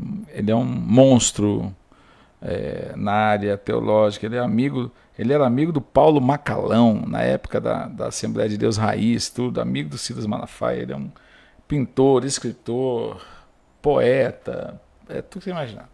Ele mora no Rio Grande do Sul hoje. Mas ele falou, já tive a oportunidade de trazer ele 2 vezes aqui, há muitos anos atrás. E ele falou assim, Josias, quer conhecer Deus, quer sentir Deus? Não vai para Jerusalém, não.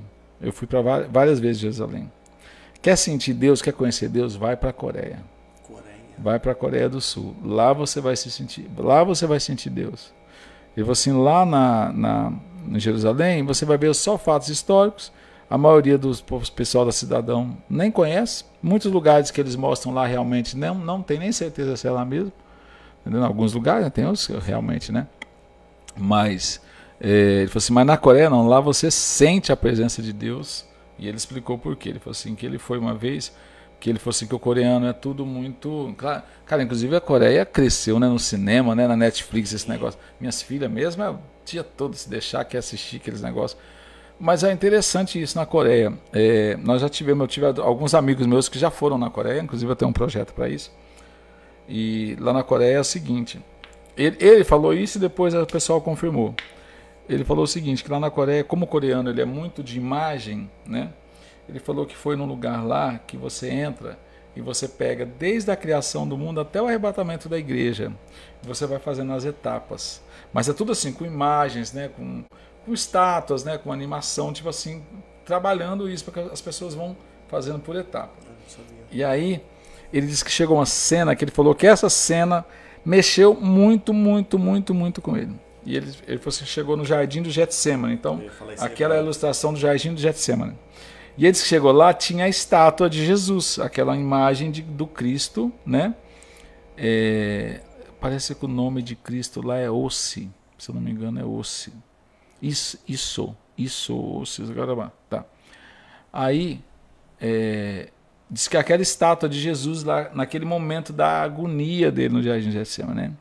Aí diz que chegou lá, do lado daquela estátua tinha um coreano ajoelhado, chorando assim compulsivamente ali, com aquela cena ali, entendendo aquela cena ali do jardim, né? E aí ele falou, cara, você quer sentir Deus? Você quer aprender história? Vai para Jerusalém. Ele falou, eu já fui, não sei quantas vezes que ele já foi para Jerusalém, né? Conhece tudo. E eu falei, ele falou assim, agora você quer sentir Deus? Vai para a Coreia. Quando agora a gente recebeu, há uns anos atrás, foi para a Coreia, eu me lembro certinho, foi a Solange, do Romildo, né? Foi a Solange, foi a Juliane Mota ali, a Juliane do Jurandir. Foi o Augustinho, né? O Augustinho da Augusta Informática, vários amigos, até pastores de vários lugares. É um projeto que a Igreja Metodista tem, que é um dos que eu galgo para participar. você chega lá e você vai para a Coreia do Sul. Quando chega lá, você é recebido pela igreja. E durante aqueles 15 dias que você vai ficar ali, é tudo por conta da igreja. Eles dão treinamento de gestão, treinamento, visita, turismo, tudo como funciona a igreja e tal. E Augustinho veio aqui, deu uma palestra para nós, mostrar as fotos. Depois Juliane Mota também veio. E uma coisa que a Juliane falou, que ela falou assim: Josias, lá você sente que você não é crente, porque as pessoas têm uma devoção a Deus, têm um respeito, né? Uma sede maior. E olha que diz que está em queda lá, diz que tá, o povo, tem muita gente desviando, eles não estão conseguindo trazer os jovens, né, para a igreja no geral, um contexto geral.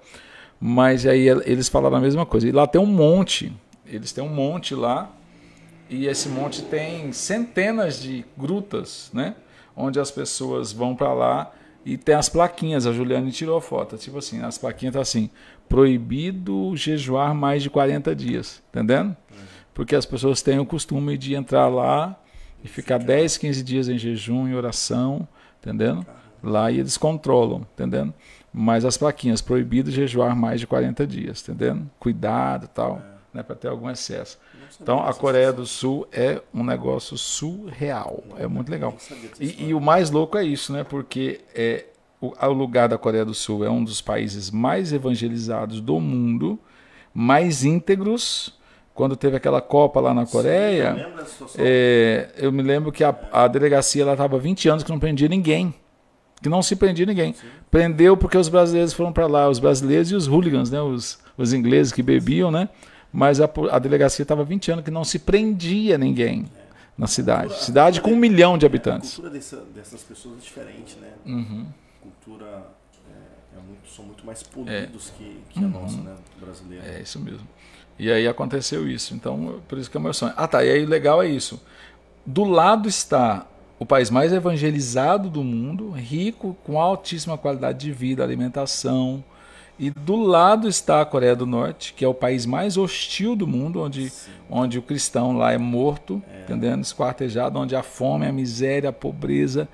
Tipo assim, cara, que coisa louca. É céu e inferno, um do lado do outro, cara. Isso me lembra Rio de Janeiro, quando eu estive lá. Você já esteve no Rio de Janeiro? Já, algumas vezes já. Você já foi para... Provavelmente você deve ter ido lá na praia de Copacabana. Fui, Copacabana, Barra, aí eu vou para a favela da Rocinha, favela Jacarezinho. Lá, você olha, aí aqueles prédios enormes, tem até o hotel Copacabana Palace. Isso, lindo, né? Lindo. E aí do lado você vê a favela da Rocinha. Parece que é desenhado no céu, né? Então, assim, há um contraste muito grande, né? Parece que é céu e inferno. Céu e inferno. Eu falo que é luxo e lixo. Luxo e lixo ao mesmo tempo. Então, assim, é muito perto as coisas e você fala, rapaz, como assim? Então, é exatamente mais ou menos isso que Para quem vai de ônibus e de avião, você já foi de ônibus ou de avião? Eu fui de avião. Para quem vai de ônibus, a cena é chocante, porque você chega, tem um lixão na Avenida Brasil chegando... É um monte de porco, cavalo, tipo assim, não tem cachorro vira-lata? Lá é porco vira-lata, no meio do lixão, fuçando, cavalo. Aí você fala urubu. Cara, a gente tá no Rio de Janeiro, tem. Porque eu rodei muito lá, tinha um primo meu lá, inclusive o Covid levou ele, mas tem vários parentes lá, que moram lá na periferia, então você tem são vários mundos, né? E eles vivem em harmonia, cara, é uma coisa de doido. E tem harmonia ali, o negócio, é interessante. Né? Mas eu não sabia dessa. E é igual Coreia do Sul, Coreia do Norte, céu e inferno ao mesmo tempo. Então eu tenho esses dois sonhos, entendeu? Conhecer a Terra Santa e Coreia do Sul. Coreia do Norte também, se Deus mandar, nós vai. Olha, Terra Santa eu acho que é legal até para você ter como referência, falar assim, não, eu fui e não é exatamente tudo aquilo, ou mesmo, mas acho que vale a pena, é uma experiência que vale a pena ter. Eu acho que o mais é a experiência. Um amigo meu estava lá, o Fábio, não sei se você lembra dele. Fábio Nunes, ele estava lá no Jardim Getsemane. Aí ele ligou para mim pelo Zap, né? Falou: Jota, estou aqui no Jardim Getsemane, estou profetizando que logo você vai estar aqui também, tá? Fica tranquilo. Eu acho que assim, já é a segunda vez que ele vai, ele foi duas vezes. Falando sobre as passagens da Bíblia, eu acho que uma das passagens que mexe muito comigo é exatamente isso. Do Jardim Getsemane até a crucificação.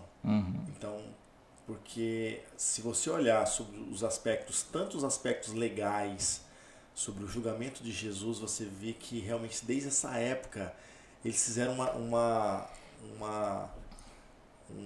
um atropelamento de situações para julgarem Jesus. Jesus foi julgado na madrugada, entendeu? Como é que foi? Foi um atropelamento jurídico. Tá aparecendo jurídico, né? Tá coisas que andam acontecendo. Né? Até a crucificação. Então, assim, foi uma coisa muito pesada. Isso, assim, humanamente, mexe muito com a gente. Mexe muito comigo, assim, não tem como. Se eu ouço uma mensagem, uma pregação sobre Getsemane, crucificação de Jesus, eu choro. Eu realmente me comovo muito pela história. É bom. Isso é bom mesmo. Eu tive teve um teatro, que os teatros eles mexem muito com a gente, né? Dependendo da sessão, se for bem feito e tal, né? Mas eu tive um vídeo que mandaram para mim, tipo, um ano atrasado, que o cara tava crucificando Jesus, mas era o ator, né? O ator tava lá e tal, entrou um bêbado, com capacete, começou a bater no soldado. Isso aí foi lá, famosa aí, que tem todo ano, no Amazonas. Nova Jerusalém, uma coisa assim. Nossa. Acho que isso é no Amazonas. Tem uma aqui, tem uma no Nordeste também, que eu não me lembro. Mas esse aí é famosão. O cara queria impedir. Mas aí, o que Jesus falou para Pedro? Falou assim, para trás de mim, Satanás. O sacrifício tem que ser feito, né? Não tem para onde correr. Cara, tipo assim, Jesus tinha que passar por isso. Cara, não é fácil não. Não. Né? Você já sentiu a dor assim da traição, assim?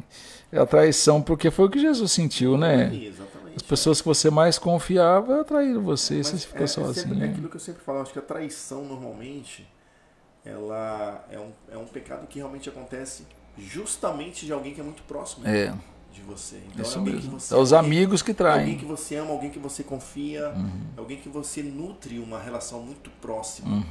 Entendeu? Porque uma pessoa que você não conhece não tem nem como te trair. Porque você não nutre nenhuma confiança pela pessoa. É isso mesmo. Então como é que ela vai? Então, e se ela te trair, não faz fazer diferença. Não faz diferença. Porque então, Jesus Cristo, cara, quem que era Judas? Judas era, além de ser discípulo, olha só a referência. Ele era o que cuidava da parte financeira. Então não era qualquer discípulo. Era tinha uma confiança. Tinha uma confiança. Né? Então Judas era o que cuidava da parte financeira aqui dos discípulos. Né? Então tinha contato direto com Jesus Cristo. E aconteceu isso. E esse mesmo próximo foi quem traiu. Né? Então isso realmente marca. O grande desafio nosso, no final, vai ser sempre o desafio do perdão. Eu acho que por isso que Jesus pega e fecha no final as palavras, duas coisas que marcam. É aquela marca quando ele fala assim, Pai, perdoa porque eles não sabem o que fazem. E isso ele fala para o próprio Deus, né?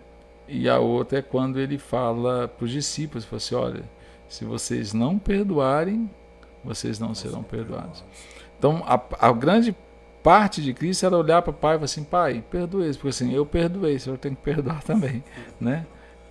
E a gente muitas vezes pode acontecer isso. Você já teve essa experiência? Muito. Que você, tipo assim, alguém te chateia alguma coisa, você perdoa, mas você contou pra mim, né?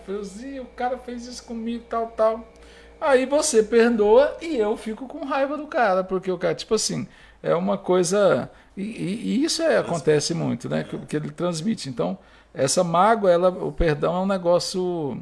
E a falta dele, eu acho que os dois lados. É uma coisa, como é que fala? Contagiosa, né? Sim. Conforme você vai falar, conforme você agir, entendeu? Em vez de você pode liberar o perdão, mas você cria no outro. Então, essa é a importância da gente entender. E o próprio Jesus falando que se a gente não perdoar, a gente não vai ser perdoado, né? Sim. Esse é o desafio. Duas situações que eu acho que é legal com essa passagem bíblica aí, tanto na morte de Jesus, tanto a situação do perdão, que eu acho que o perdão é algo que realmente trata mesmo a pessoa, né? Porque a pessoa que ela não perdoa, na verdade, quem faz mal não é a pessoa que traiu, quem vai ser prejudicado é a própria pessoa que não liberou perdão. Porque é um sentimento que te faz mal, né? Porque se fizesse mal para outra pessoa que traiu, não, mas... Aquela frase, né? Não perdoar é você beber um copo de veneno. Essa frase é velha, né? Nem sei quem aqui inventou essa frase aí. Mas é por verdade. Não perdoar, como é que é?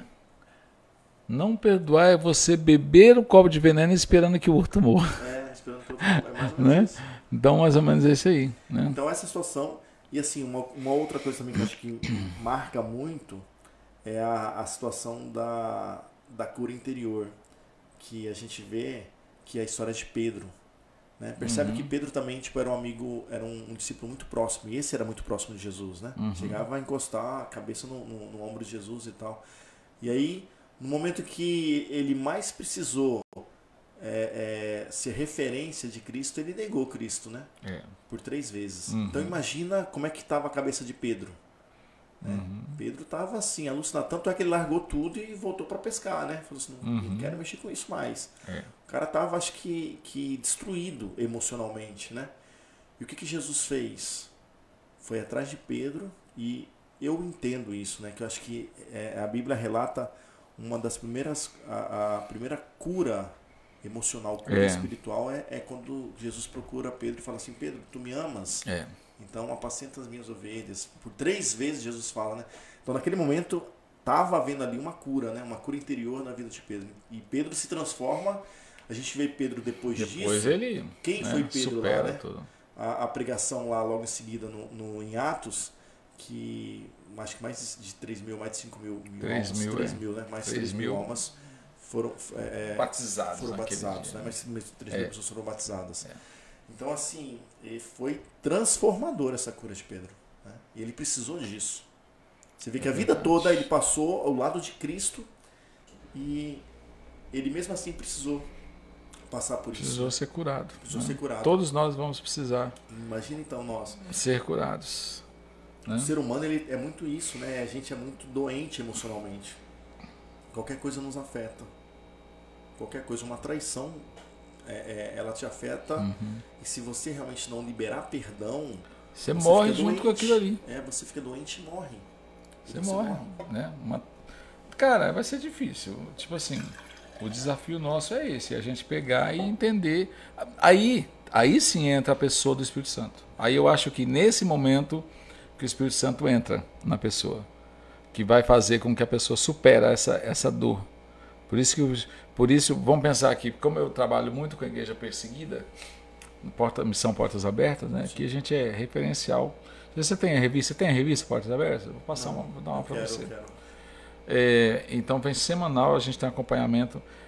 Rapaz, o cara apanha, a mulher é violentada na frente dele, ele sofre todo tipo de maltrato, os filhos levam a tijolada nas costas na escola. E o cara continua falando de Jesus, apaixonado por Jesus. Falando, não negue Jesus, não saio daqui. Eu perdoo vocês, Jesus ama vocês. Entendeu? Nesses lugares mesmo onde o evangelho é perseguido, as pessoas elas vivem isso e elas conseguem liberar perdão para as pessoas que fazem um mal tão grande para elas. Entendeu? E elas conseguem liberar esse perdão. Então eu creio que é pelo Espírito Santo mesmo. Olha que engraçado, você falando sobre perdão.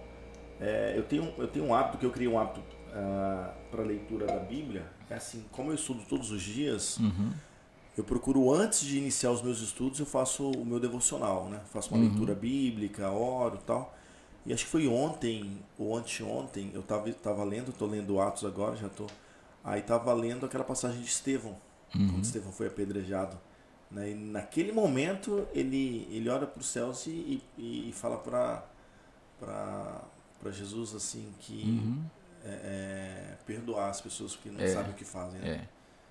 Então, ele libera o perdão, ainda fala, Senhor, recebe o meu espírito aí, né? Que eis que vejo os céus abertos, sim. O Filho do Homem está à direita do Pai. Então assim, se imagina, naquela situação, não é fácil não, tá? Humanamente, eu acho que a liberação de perdão, humanamente, é impossível. Por isso que é o Espírito Santo. Porque a natureza do homem, ela é má. A própria Bíblia fala isso. Então você não está, humanamente falando, você não está disposto a liberar perdão, né? Que se dane, né? Eu não quero liberar perdão, não quero. Então, falando aos olhos humanos, homem, humanos, você não consegue. Se não haver realmente o Espírito Santo do Senhor para que realmente haja o perdão genuíno, você pode até falar da boca para fora, mas a mágoa você carrega. É verdade. Esse é o grande desafio. O desafio está em realmente o Espírito Santo te comover aí desse aí. perdão. Vamos fechar aqui? Vamos fechar. O Carlinhos só falando aqui para fechar, falando assim que ele vai ter que vir aqui para contar essa história, tá? Não vai ter jeito. ele falando assim que vocês tiveram até que parar na frente de uma loja, de tão forte que a chuva estava, uma loja de carros. Ah, foi na época que eu já estava profetizando que ele ia ser vendedor de carro um dia. Foi mesmo, a gente parou na frente da Juvel. Olha, meu grande sonho. E eu vou contar também, a gente finaliza, eu só quero passar uma passagem bíblica aqui. Meu grande sonho na vida, assim, nessa época eu não tinha carro, né? E eu sempre tive muita vontade de ter carro, sempre. Aí nesse dia que choveu, a gente na chuva e passamos a ponte. Assim que a gente passou a ponte, muita chuva, a gente parou na Juvel. Não tem o lado da Pemasa? Isso, A gente encostou lá e aí tinha uns carros, né? Aí eu desci da moto, aí eu olhei na grade, eu segurei na grade, olhei, e eu conto isso nas minhas aulas também. Aí naquele momento eu vi, tinha um Civic, na época era um Civic vermelho, e eu fiquei apaixonado por aquele carro. Eu falei assim, Carlinhos, eu ainda vou ter um carro igual esse daí, Carlinhos. Eu ainda quero ter um carro. E assim, naquela época, até hoje, né? O Civic é os carros mais... É um carrão. Um carrão, né? E assim, passou-se o tempo, logo em seguida eu fui aprovado, estava no Tribunal de Justiça, e aí deu a oportunidade de comprar um carro. Eu não queria um carro qualquer, eu queria um Civic. Legal. Né? E aí na época minha mãe era viva e tal, minha mãe assim, minha mãe sempre falava para mim, Márcio, seguinte, entrega para o Senhor, ora, e se realmente você sentir paz, e eu faço isso até hoje, se você sentir paz no negócio que você está fazendo, vai que realmente o Senhor vai te ajudar e de uma certa forma você vai conseguir pagar as suas coisas. Agora, se aquele negócio está muito truncado, está muito cheio de problemas, isso aí não é algo do Senhor. E nessa época deu tudo certo, eu comprei meu primeiro carro, que foi um Civic. E aí, poxa, desde então... Aí hoje eu ainda tenho... E hoje você tem um Civic? Hoje eu tenho um Civic da última versão, que é o Turbo, né? Que é o Touring. Então você continua com o Civic? Você só não mudou? Eu vendi aquele Civic. Não, então, mas você continua com outros ou você mudou? Teve algum outro carro? Tive outros. Tive uma caminhoneta, depois eu tive um Onix, depois eu tive esse Civic agora. Não, muito bom. É um carrão, um carrão. Então no final é o seguinte, acredita nos seus sonhos, tá? Valeu por ter lembrado essa história aí. Muito bom, né? Acredite nos seus sonhos, meu irmão. Acredite, e manda ver. Vá atrás, porque como eu digo, o céu é o limite, né? É isso mesmo. Obrigado por esse tempo tão precioso aqui, que vai ficar eternizado, né? Vai ficar para as pessoas assistirem depois, para a gente rever de novo, vai ser muito bom. Mas vamos fazer aquela foto, dá uma olhadinha ali para a gente fazer essa capa do nosso podcast depois, da chamada da figurinha lá, o thumbnail, né, que eles falam, thumbnail. Vamos lá, 1, 2, 3 e essa aqui, ó, pega aqui, 1, 2, 3 e aí, aqui, ó, aí, ó, foi. Maravilha, gente, obrigado a todos vocês pelo carinho. Deixa eu só dar uma última palavra aqui. Por favor, cara, fica tranquilo. Quando eu saí, né, eu falei assim, meu Deus do céu, se o Josias pedir para eu falar alguma coisa, que eu vou falar de Bíblia, né? Não sabia exatamente, podcast é muito... E o que eu vim pensando, acho que o Espírito Santo do Senhor me tocou no carro e tal, e eu não queria perder exatamente essa essência que para os meus alunos, para as pessoas que me seguem, que têm minha referência como professor em sala de aula, que estudam para concurso e que têm seus sonhos. E às vezes, Josias, acontece muito isso, que as pessoas elas estudam e nunca passam. Estudam e nunca passam, e parece que assim... Parece que às vezes o concurso não foi feito para elas, parece que você vê outra pessoa que estudou tão menos passar e você não. E isso te dá um monte de desespero, aquele concurso que você mais queria, você não passou, você acha assim, meu Deus, vou desistir. E o que eu sempre falo, e eu vindo, né, para aqui hoje, aí o Espírito Santo me tocou falando, uma mensagem sobre a cura de Lázaro. A gente vai finalizar agora rapidamente. Não, tranquilo. O que aconteceu com Lázaro? Nós abrimos lá em João capítulo 11, ele fala exatamente da ressurreição de Lázaro, mas eu não vou ler, eu só quero só como é que funcionou essa situação, como é que houve, né? Pregar de uma forma mais dinâmica, né? Jesus estava lá no seu ofício, né? Pregando, curando lá naquela região, quando veio a informação de que Lázaro estava doente. E quem que era Lázaro? Lázaro era um amicíssimo de Jesus, amigo próximo de Jesus, né? E aí a Bíblia fala que da casa de Lázaro até onde Jesus estava era uma cerca de 2 dias de viagem, né? quando Jesus tomou a informação de que Lázaro estava doente, o que Jesus fez? Jesus poderia imediatamente ter ido lá, né? Ele não foi. Ele permaneceu por mais 2 dias naquela região. E só depois de 2 dias é que ele vai até a casa de Lázaro. Então, 2 dias que ele ficou lá, mais 2 de viagem, formam 4 dias. Quando Jesus chega na casa de Lázaro, o que aconteceu? Morreu. Meu Deus do céu. O que as irmãs de Lázaro falam? Poxa, Jesus, se você tivesse vindo antes, né, meu irmão não teria morrido. Né? Aí, o que Jesus fala? Calma aí. Na verdade, era exatamente, está tudo sob controle aqui, era isso que eu queria. Né? E aí Jesus vai e faz o que naquele momento? Ele ressuscita Lázaro. O que eu quero dizer com isso e trazer essa contextualização para os nossos dias? Às vezes a gente pensa que, poxa, eu queria era isso e Deus não tem me abençoado, Deus não está me abençoando, né? Aquela bênção que eu tanto queria. Então, assim, Jesus, Deus, ele não está atrasado com a sua bênção. Legal. Ele não está... É o momento certo, ele está agindo para o momento certo. E às vezes as coisas não acontecem para a gente naquela hora que a gente quer. Não é porque a sua bênção não está pronta, a sua bênção está até pronta. É porque às vezes nós é que não estamos preparados para receber. Interessante. Sabia? Porque o que acontece? Pô, se de repente vir naquela aprovação, naquele concurso magnífico, cara, será que você vai ficar bem na igreja? Será que você vai firmar na igreja? Será que aquela bênção não pode se transformar de repente numa maldição para você?